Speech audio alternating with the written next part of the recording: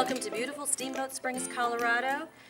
This is Stories by Princess Gigi and Lily, and today's story is Horton Hears a Who by Dr. Seuss. And the question is, will the Whos get heard? On the 15th of May, in the jungle of Newell, in the heat of the day, in the cool of the pool, he was splashing, enjoying the jungle's great joys, when Horton the elephant heard a small noise. So Horton stopped splashing. He looked toward the sound. That's funny, thought Horton. There's no one around. Then he heard it again, just a very faint yelp, as if some tiny person were calling for help. I'll help you, said Horton. But who are you? Where? He looked and he looked. He could see nothing there but a small speck of dust blowing past through the air.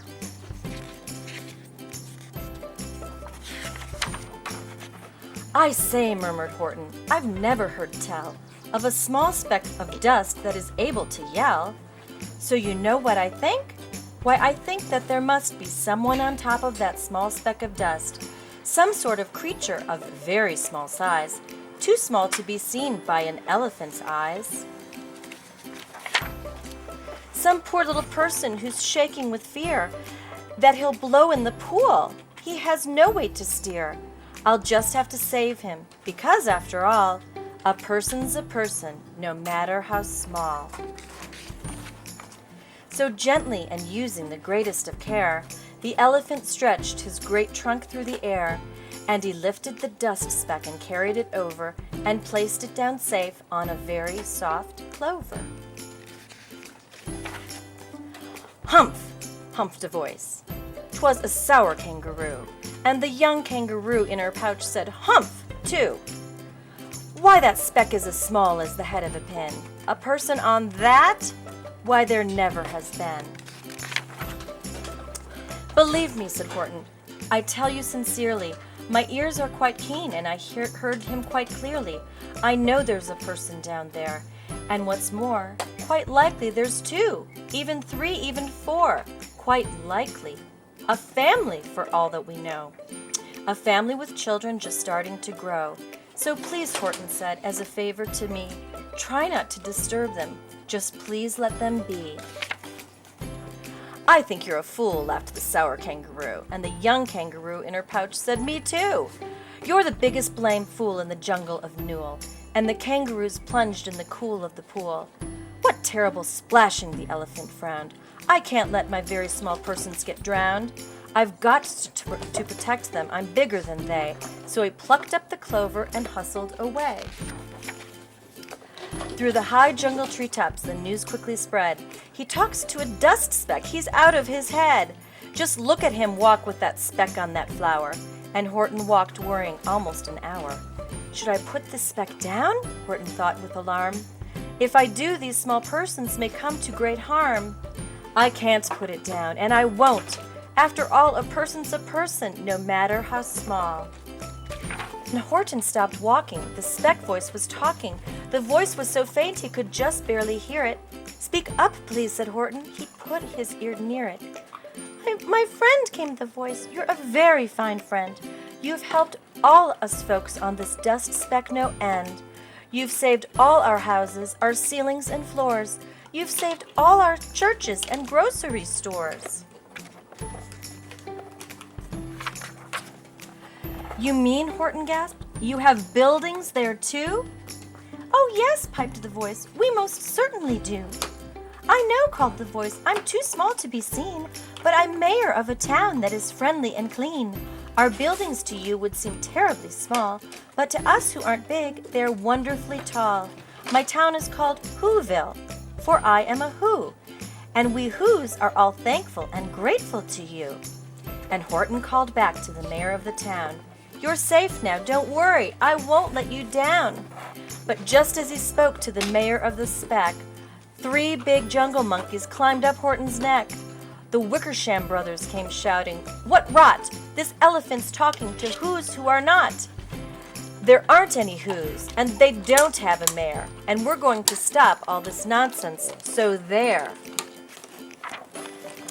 They snatched Horton's clover, they carried it off to a black-bottom eagle named Vladikov, a mighty strong eagle of very swift wing. And they said, "Will you kindly get rid of this thing?" And before the poor elephant even could speak, that eagle flew off with the flower in his beak. All that late afternoon and far into the night, that black-bottomed bird flapped his wings in fast flight, while Horton chased after with groans over stones that tattered his toenails and battered his bones, and begged, "Please don't harm all my little folks, who have as much right to live as us bigger folks do." But far, far beyond him, that eagle kept flapping, and over his shoulder called back, "Quit your yapping! I'll fly the night through, I'm a bird, I don't mind it, and I'll hide this tomorrow where you will never find it." And at 6:56 the next morning he did it. It sure was a terrible place that he hid it. He let that small clover drop somewhere inside of a great patch of clovers 100 miles wide. "Find that," sneered the bird, "but I think you will fail." And he left with a flip of his black-bottomed tail. "I'll find it," cried Horton. "I'll find it or bust. I shall find my friends on my small speck of dust." And clover by clover with care, he picked up and searched them and called, "Are you there?" But clover by clover he found that the one that he sought for was just not around. And by noon, poor old Horton, more dead than alive, had picked, searched, and piled up 9,005. Then on through the afternoon, hour after hour, till he found them at last, on the 3,000,000th flower. "My friends," cried the elephant, "tell me, do tell, are you safe, are you sound, are you whole, are you well?" From down on the speck came the voice of the mayor. "We've really had trouble, much more than our share. When that black-bottomed birdie let go and we dropped, we landed so hard that our clocks have all stopped. Our teapots are broken, our rocking chairs smashed, and our bicycle tires all blew up when we crashed. So Horton, please," pleaded that voice of the mayor's, "will you stick by us who's while we're making repairs?" "Of course," Horton answered, "of course I will stick. I'll stick by you small folks through thin and through thick." "Humph," humphed a voice. "For almost 2 days, you've run wild and insistent on chatting with persons who've never existed. Such carryings on in our peaceable jungle. We've had quite enough of your bellowing bungle, and I'm here to state," snapped the big kangaroo, "that your silly nonsensical game is all through." And the young kangaroo in her pouch said, "Me too." With the help of the Wickersham brothers and dozens of Wickersham uncles and Wickersham cousins and Wickersham in-laws, whose help I've engaged, you're going to be roped, and you're going to be caged. And as for your dust speck, ha! That we shall boil in a hot steaming kettle of bezel nut oil." "Boil it?" gasped Horton. "Oh, that you can't do. It's all full of persons. They'll prove it to you." Mr. Mayor," Horton called. "Mr. Mayor, you've got to prove now that you really are there. So call a big meeting, get everyone out. Make every who holler, make every who shout, make every who scream. If you don't, every who is going to end up in a bezel nut stew." And down on the dust speck, the scared little mayor, quick, called a big meeting in Whoville Town Square. And as people cried loudly, they cried out in fear, "We are here! We are here! We are here! We are here!" The elephant smiled. "That was clear as a bell. You kangaroos surely heard that very well." "All I heard," snapped the big kangaroo, "was the breeze and the faint sound of wind through the far distant trees. I heard no small voices, and you didn't either." And the young kangaroo in her pouch said, "Me neither." "Grab him," they shouted, "and cage the big dope. Lasso his stomach with 10 miles of rope. Tie the knots tight so he'll never shake loose. Then dunk that dumb speck in the bezel nut juice." Horton fought back with great vigor and vim, but the Wickersham gang was too many for him. They beat him, they mauled him, they started to haul him into his cage, but he managed to call to the mayor, "Don't give up, I believe in you all. A person's a person no matter how small, and you very small persons will not have to die if you make yourselves heard, so come on now and try." The mayor grabbed a tom-tom. He started to smack it. And all over Whoville, they whooped up a racket. They rattled tin kettles. They beat on brass pans, on garbage pail tops and old cranberry cans. They blew on bazookas and blasted great toots, on clarinets, oompas and boompas and flutes.